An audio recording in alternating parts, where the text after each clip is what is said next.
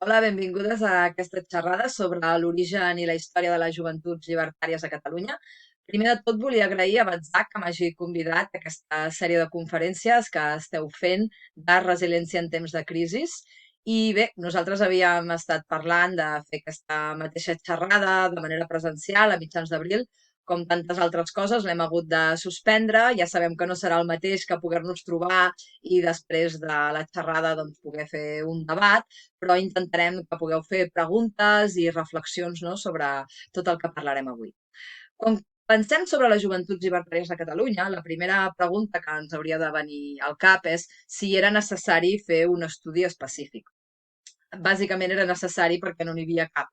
Així com d'altres organitzacions juvenils, com poden ser les Joventuts Socialistes Unificades o les Joventuts del PUM, tenien estudis propis, tot i ser organitzacions que eren molt més minoritàries de la que ho va ser aquesta joventut anarquista. Per tant, era molt curiós, no?, que altres joventuts amb menys militants sí que tinguessin un estudi propi i, en canvi, les joventuts llibertàries no ho tingués. Sí que és cert que s'havia fet una tesi doctoral sobre les joventuts llibertàries a Espanya, però no s'havia acabat d'aprofundir en com s'havien format les joventuts llibertàries a Catalunya i realment quina va ser la seva actuació, no?, sobretot durant l'època de la República i de la Guerra. O sigui que aquest estudi és un complement d'aquest estudi previ que s'havia fet als anys 80 i la idea seria, no?, que n'hi haguessin a molts altres llocs, no?, perquè poguéssim, mica en mica, entre tothom, no?, anar completant aquesta història anarquista.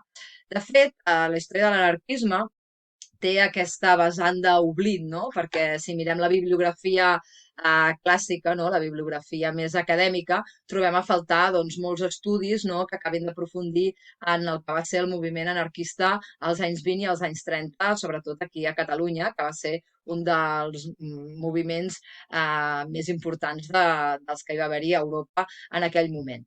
Per tant, en el cas dels joves anarquistes, tenen com un doble oblit. L'oblit per ser anarquistes i el doble per ser, a més, joves. Això contrasta una mica, perquè si nosaltres ens posem a pensar quines són les imatges, no?, més significatives o més icòniques de la Guerra Civil, doncs segurament a tots ens vindrà al cap doncs, imatges com aquesta, no? Està feta a les barricades de Barcelona el dia 19 de juliol de l'any 1936 i en aquí veiem doncs, moltes cares joves.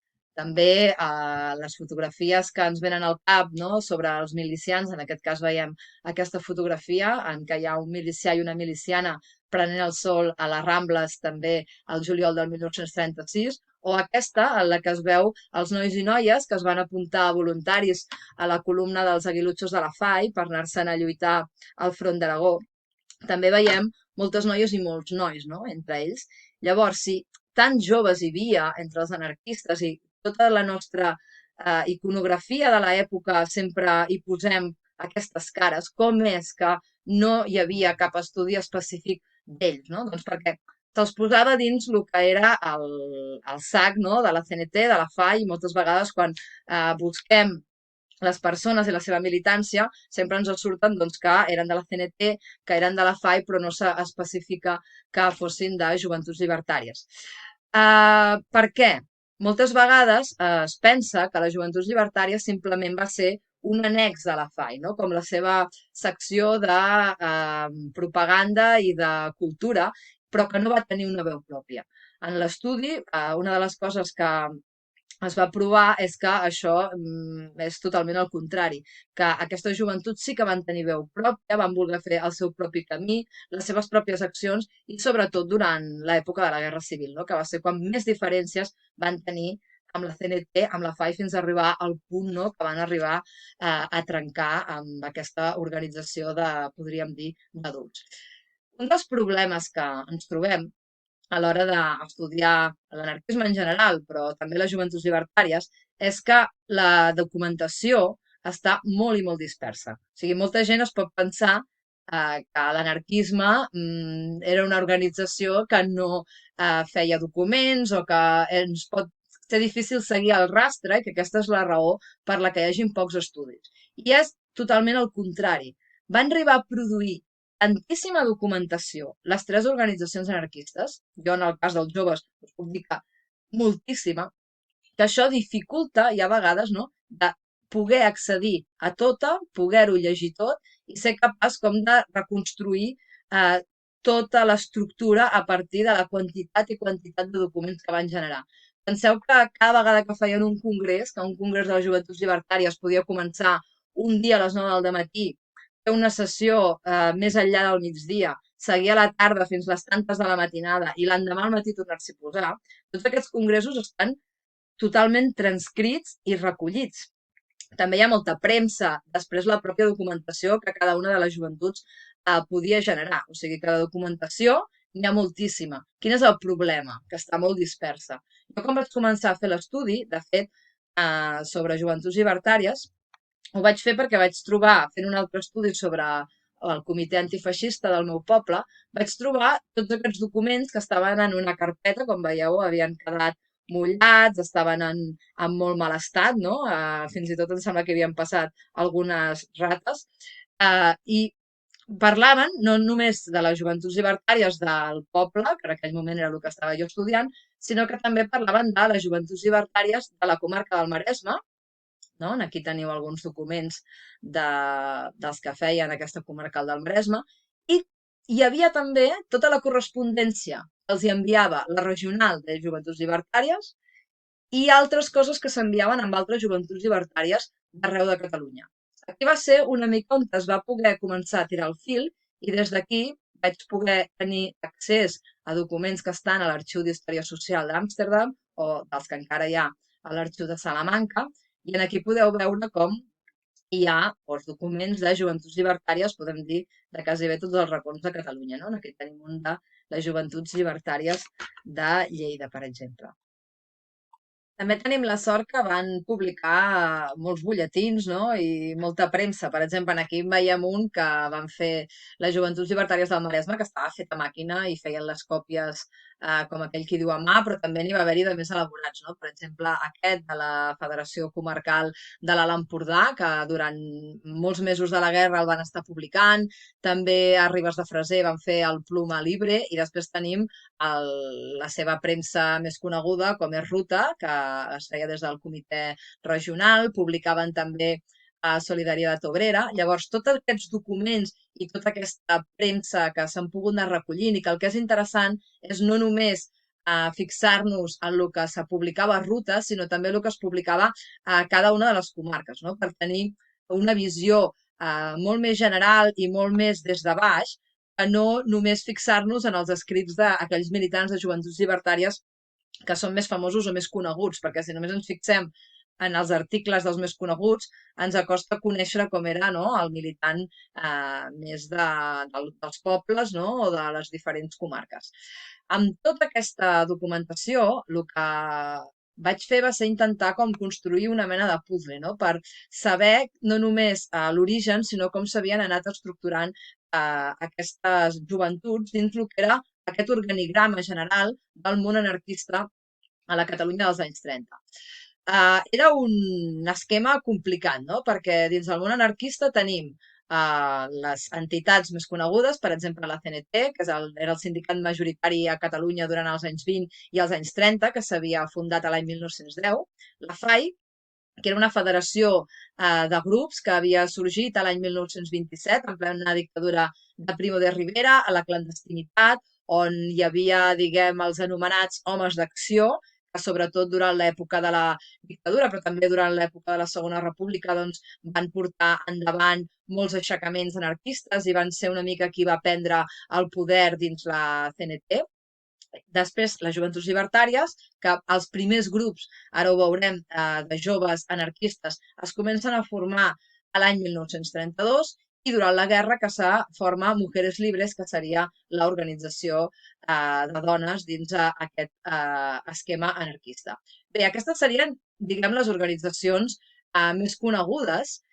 No eren específiques, vull dir que una persona podia ser del sindicat CNT i, a més, afiliar-se a les joventuts llibertàries o podia ser de la FAI i també tenia el carnet de la CNT, i el mateix, no?, amb Mujeres Libres i la CNT i la FAI o les Joventuts Llibertàries. Per tant, moltes vegades ens trobem que hi ha persones que tenen doble i fins a triple militància, i a banda d'això, al voltant d'aquestes organitzacions més estructurades o més conegudes, hi trobem quantitat de grups que se feien com podien ser grups esperantistes, grups vegetarians, ateneus, grups de teatre, etc. O sigui que tot el que era el món anarquista d'aquesta època era molt complex i no era només una organització, sinó que intentava donar una alternativa al món capitalista i estructurar no només a nivell polític o a nivell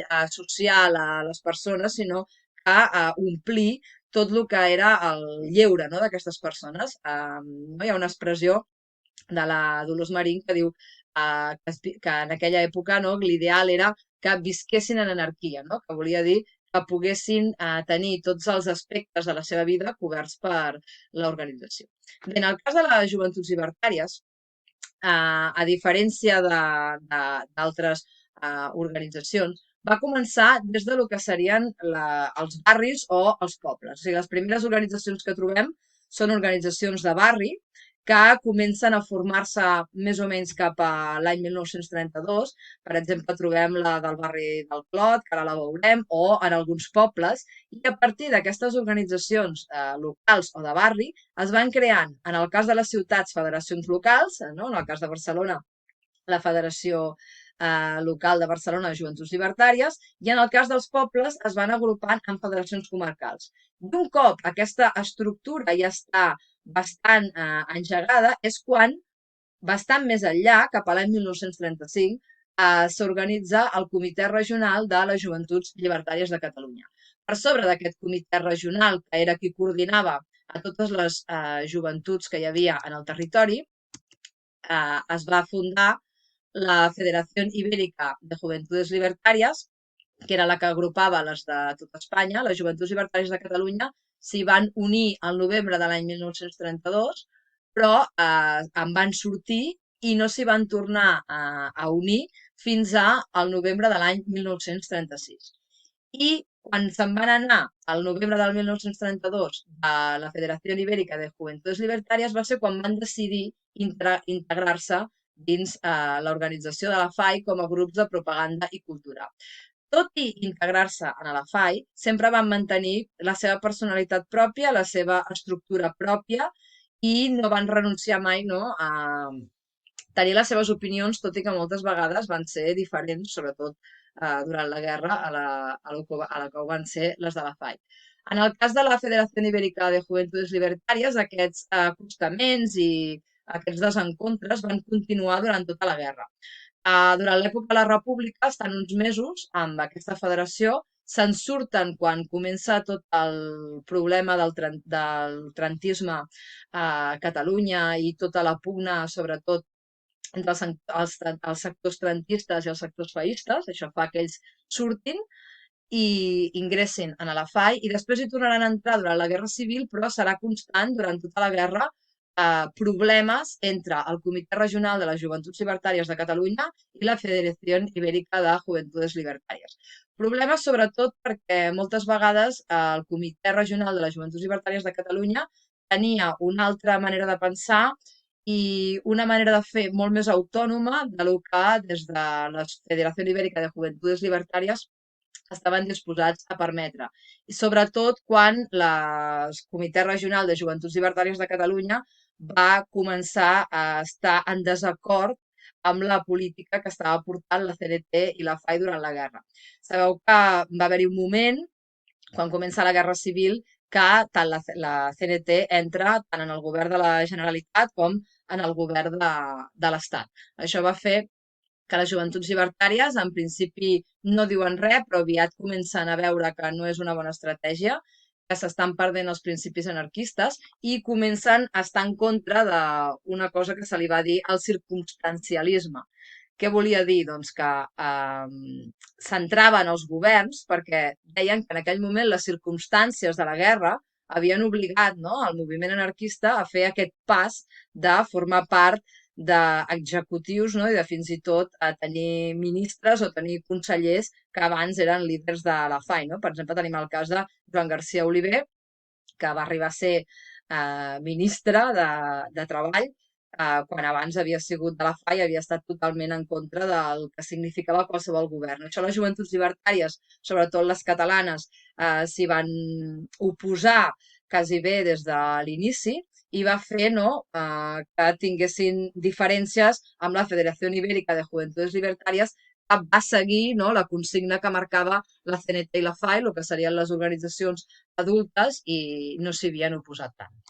Bé, si seguim veient l'organització territorial, podem veure que aquestes serien les comarcals de joventuts llibertàries que hi havia abans de la guerra. O sigui, durant la Segona República, fixeu-vos que, a part de la Federació Local de Joventuts Llibertàries de Barcelona, s'havien format també una federació comarcal a Badalona, al litoral, que seria tota la zona del Maresme, a l'Alt i Baix Penedès, a Girona, al Vallès, que en aquest cas, abans de la Guerra Civil, comprenia les dues comarques, el Vallès Oriental i l'Occidental, a l'Alt Llobregat i Cardoner, a Ter i Freser i també al Baix Llobregat. Això és com es multipliquen les comarcals de joventuts llibertàries quan comença la Guerra Civil. Quan comença la Guerra Civil és un moment d'èxit absolut de les joventuts llibertàries, llavors hi ha una gran quantitat de persones que s'afilien i això fa que se puguin formar joventuts a molts més pobles i, per tant, també moltes més comarcals. I aquí tenim les que hi va haver en el moment més àlgid, no, de l'organització, que va ser més o menys a l'any 1937, que tenim, a banda de totes aquestes comarcals, també les joventuts llibertàries del front, perquè tots els nois i noies que se n'anaven al front, en allà també formaven joventuts llibertàries. Per tant, hi ha un moment en el que tenim milers, no, de militants que no els tenim pròpiament en els pobles, sinó que els tenim a les trinxeres, organitzant biblioteques a Aragó, classes i ateneus pels altres companys que estaven lluitant i potser no tenien una militància tan clara, etc. Aquí tenim com va ser l'Organització Regional de les Joventuts Llibertàries de Catalunya en aquest moment, no?, que era on n'hi havia més, i veieu totes les comarques que trobem joventuts llibertàries i al costat el número de delegacions i més o menys el número d'afiliats que tenia cada una. Com ho sabem, això? Perquè l'any 37 es va fer una mena d'enquesta en la qual totes les organitzacions van fer arribar les dades al comitè regional dient les delegacions que hi havia a la seva comarca i més o menys el número d'afiliats. No? I aquí tenim com quedava aquest quadre i aquí hauríem de sumar, com dèiem abans, les joventuts llibertàries del front. Calculem que en aquest moment hi havia aproximadament uns 30.000 afiliats de joventuts llibertàries de Catalunya. Si ho mirem cronològicament, podem dir que els primers grups de joventuts llibertàries que es van formar a Catalunya doncs coincideix una mica amb els primers grups que es van formar a Barcelona. No? Si mireu el juny del 1932, de fora de Barcelona només existien les joventuts llibertàries de Vilanova i la Geltrú, però la resta de grups que hi havia eren les joventuts llibertàries del Clot, les joventuts llibertàries de Sants i les joventuts llibertàries anomenades del grup Faros. Podem dir que les més actives o les que van servir una mica de nucli organitzatiu van ser les joventuts llibertàries del Clot, no? Que s'encarregaven moltes vegades de representar a la resta quan hi havia congressos, etc. Al setembre d'aquell mateix any es van formar la Federació Local de Joventuts Llibertàries de Barcelona perquè havia anat augmentant el número de joventuts a la ciutat i perquè us feu una idea, fins al juliol del 1936 doncs, es van anar formant totes aquestes joventuts llibertàries. No? Tenim des de les joventuts llibertàries de les Corts, les de Gràcia, les d'Horta, de Sarrià, del Poblet, no? De molts de barris. I realment va ser una federació que va ser molt activa. No? Va haver-hi fins a 39 agrupacions fins a l'any 1939, que és el final de la guerra. 55 si també incluïm les joventuts llibertàries que se formen dins dels sindicats i que tenien seu a Barcelona, i van organitzar moltíssimes coses, no? Sobretot durant la guerra, les Joventuts Llibertàries de Barcelona intenten fer una universitat popular, que era un projecte que ja tenien durant la República i que durant la guerra el van portar a terme, però no només ells sols, sinó que van incloure altres organitzacions. També van fer un estudi lliure de Belles Arts, un butlletí d'informació que es deia Les Barriades, on t'explicaven tot el que anaven fent les joventuts de tots els barris que hi havia en aquell moment organització. I també van publicar el diari Moral Esfuerzo, no? En el que també feien propaganda i el solien penjar a diversos llocs. Si mirem a Catalunya en general, veiem que l'evolució a nivell territorial de les agrupacions, això eren les joventuts llibertàries que hi havia just abans de que esclatés la Guerra Civil. No? Si us fixeu, la majoria d'elles les trobem concentrades a Barcelona i també a tot el que serien les comarques del voltant, no? També perquè en aquell moment eren comarques que estaven molt industrialitzades, hi havia molt moviment obrer, no? I això també va facilitar que se formessin aquestes organitzacions de joves. Però veiem que en altres comarques i en altres territoris, una mica més allunyats, ja comencen també a formar-se algunes joventuts. Això seria el segon moment. Ja ha començat la guerra, veiem que el número de joventuts cada vegada es multiplica més. I això és el mapa final, no? En el moment en què més militants i més organitzacions hi havia de joventuts llibertàries, doncs podem dir que quasi bé estaven exteses a totes les comarques i a tots els territoris. N'hem arribat a comptabilitzar fins a més de 300 organitzacions a diferents pobles, a ciutats. No hi ha massa diferència. Sempre s'havia dit que les joventuts llibertàries havia sigut un moviment de caire més urbà, però aquí veiem que n'hem trobat a diferents llocs que eren més rurals, més urbans, i que totes elles doncs, tenien relació, organitzaven activitats i tenien una doble vessant.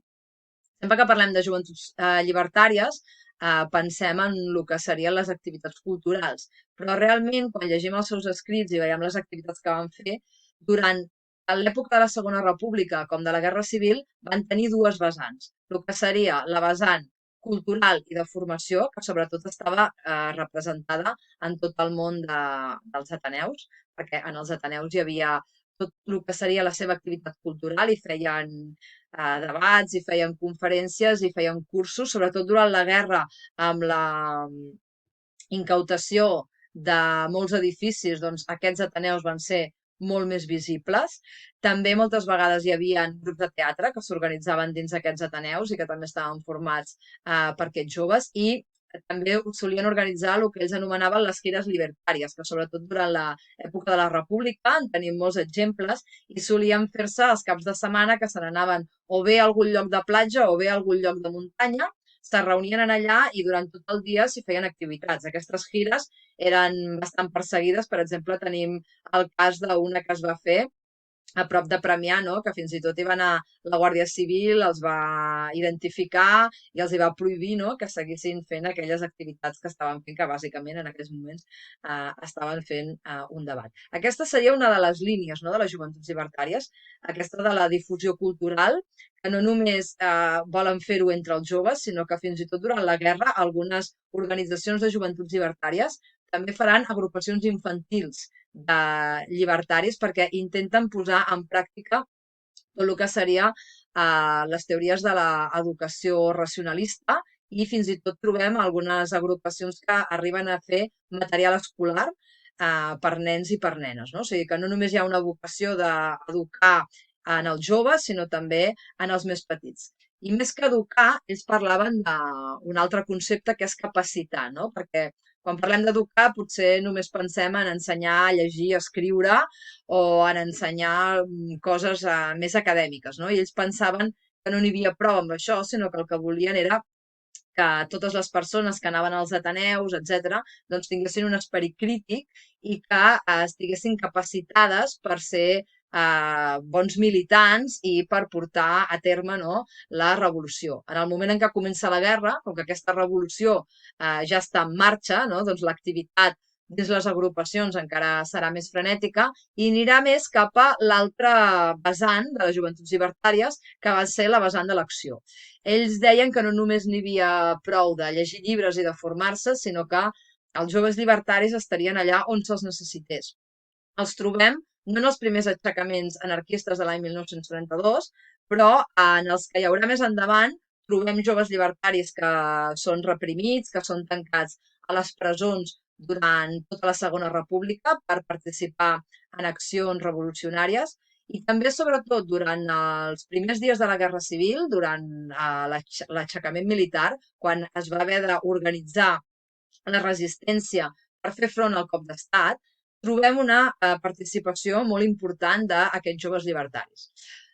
Moltes vegades, quan parlem de l'aixecament militar del 19 de juliol del 1936, sembla que la reacció que va haver contra l'aixecament i contra els militars va ser com una cosa espontània i no ho va ser gens. De fet, el moviment anarquista portava preparant la resposta a aquest possible aixecament que sabien que en un moment o altre es produiria durant molt de temps, no? I es havia fet tota una estratègia per intentar evitar que si els militars sortien al carrer poguessin arribar a imposar una dictadura feixista com ja havia passat en altres països. Per tant, en aquesta organització prèvia participen molt activament aquests joves llibertaris i trobem en les seves memòries com expliquen com els dies previs a l'aixecament militar, el 15 al 16 de juliol, molts ja van estar dormint en els seus ateneus i ja no es van moure d'allà perquè sabien que es preparava alguna cosa i que en el moment en què comencés ells haurien d'estar al carrer actuant, no? I lluitant contra aquest aixecament. Per tant,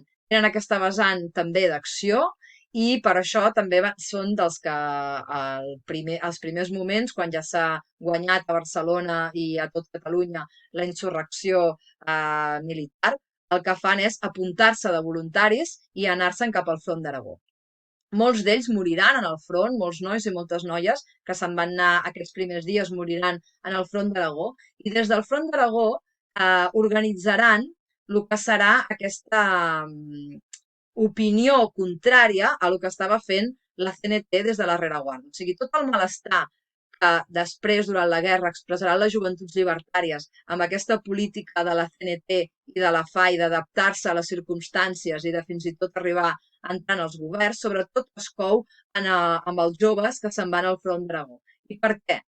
Doncs perquè els joves que se'n van anar al front d'Aragó havien sigut els militants que durant l'època de la República, quan l'organització estava perseguida i era clandestina, es havien format, no?, en aquesta clandestinitat i eren, podem dir, els militants més compromesos i que tenien, diguem, unes idees més de puresa revolucionària. Quan ells se'n van al front d'Aragó i molts companys comencen a ser ferits, comencen a ser morts i se n'enteren del que està passant a la rereguarda, de que s'està entrant al govern, de que s'està, segons ells, frenant la revolució, això fa que comenci aquest moviment, sobretot en contra de la CNT i de la FAI.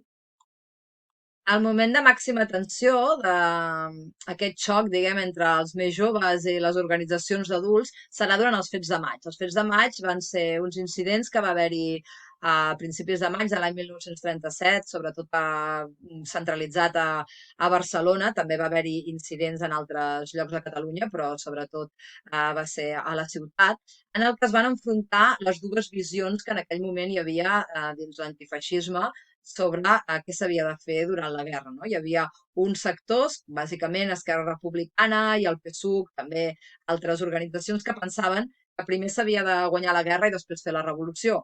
En canvi, les Joventuts Llibertàries, una organització que s'anomenava els Amigos de Durruti, el PUM i també molts militants de base de la CNT que pensaven que no, que s'havia de fer la guerra i la revolució, perquè si aparcaven el fer la revolució després de la guerra potser ja no la farien mai més. Aquestes dues maneres de veure el que s'havia de fer en aquells moments van acabar enfrontant-se, formant barricades i enfrontant-se de manera armada en els carrers de Barcelona durant quasi bé 3 dies i en aquell moment de màxima tensió, la CNT va fer una crida, no?, a que els seus militants tornessin a casa.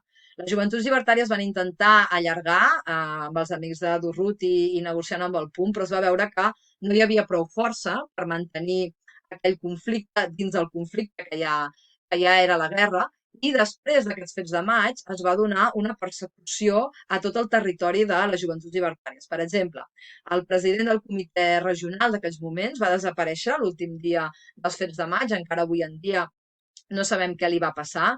Van aparèixer els cossos de 12 joves llibertaris d'organitzacions de Barcelona abandonats en una carretera amb signes de violència. En altres punts de Catalunya es van detenir joves llibertaris que van ser torturats i que van ser tancats durant mesos.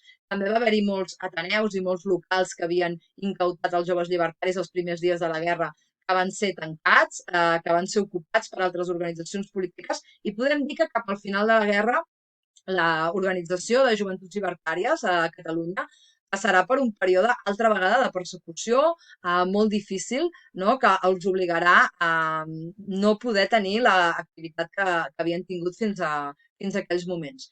Tot i així, ells resisteixen i continuen fidels al que pensen, no? I continuen enfrontant-se amb el que continuen fent les seves organitzacions d'adults, fins al punt que, al final de la guerra, acaben decidint marxar de la FAI, que els havia donat aixopluc durant tots aquells anys, separar-se'n, deixar de ser els seus grups de cultura i de propaganda i seguir, no, el seu camí amb les seves idees pròpies. Després, durant el franquisme, les joventuts llibertàries continuaran lluitant, continuaran creant grups de suport a la presó, continuaran amb els seus comitès regionals. Després també trobarem que alguns dels maquis més importants que hi haurà a l'època franquista durant la seva joventut havien format part de joventuts llibertàries, per tant, no només continuen amb el que seria la seva acció més cultural, sinó també amb les seves accions directes, i també en l'exili, no? En l'exili continuen existint i continuen organitzant-se i continuen amb la seva lluita.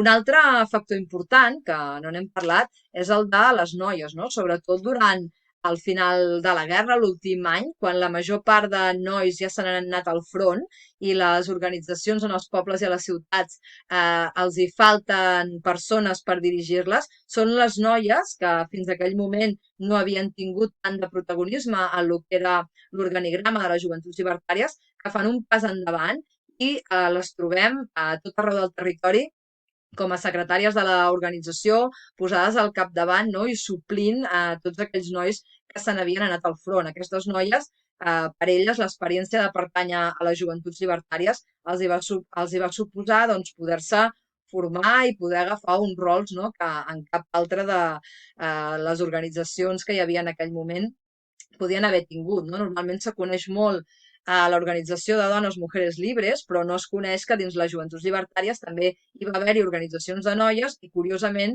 també van entrar una mica en conflicte amb Mujeres Libres, no? Perquè Mujeres Libres deien que perquè havia d'existir unes agrupacions de noies llibertàries si existia Mujeres Libres, que el que havien de fer era integrar-se a la seva organització i no crear-ne una de paral·lela. Les noies de joventuts llibertàries pensaven que no, que elles tenien dret a tenir una organització pròpia perquè pensaven que els problemes que podien tenir les noies joves doncs els podien tractar més des de la seva pròpia organització.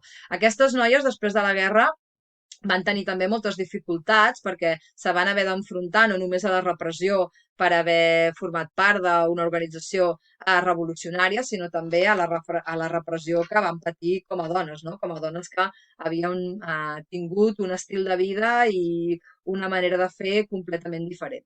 Bé, una mica per fer unes conclusions, per anar acabant, hi ha molt per explicar sobre l'estructura de l'organització en aquells moments, els problemes interns que hi va haver, de com era la militància, no? La militància que hi havia a l'època de la Segona República, que poc va tenir a veure amb la militància que hi havia durant la guerra, no? Els problemes que van tenir per mantenir l'organització viva en uns moments de dificultats econòmiques i que no sempre era fàcil moure's pel territori, no? I poder seguir celebrant congressos, poder seguir fent les reunions de cada comarca, etc. El que passa que tampoc tenim molt de temps i hi ha moltes coses per explicar i us ho he volgut resumir així el que seria el més important.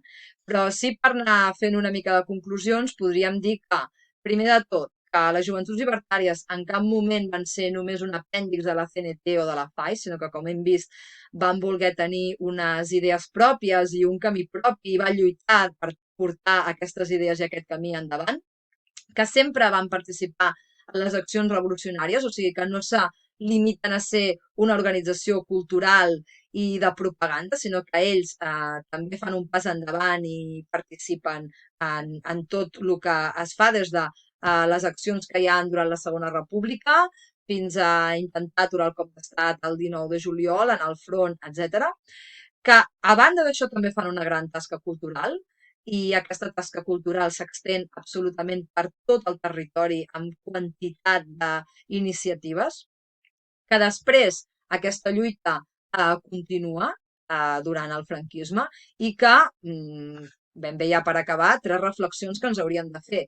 La importància, primer de tot, d'intentar reconstruir la història des de baix, o sigui, no només fer una història de líders, no? Haguéssim pogut fer una història de les joventuts llibertàries només fixant-nos en aquelles figures més conegudes, però ha sigut més important intentar veure aquesta construcció pròpia de les joventuts que va ser barri a barri, poble a poble, i que d'aquí van anar teixint estructures més complexes de comarques, finalment de la regional i després també relacionant-se amb altres regionals d'altres parts del territori i que, per tant, no podem entendre aquesta organització si no fem també aquesta reconstrucció des de baix i intentem arribar a tots els militants, no? Què feien i què pensaven i què els movia.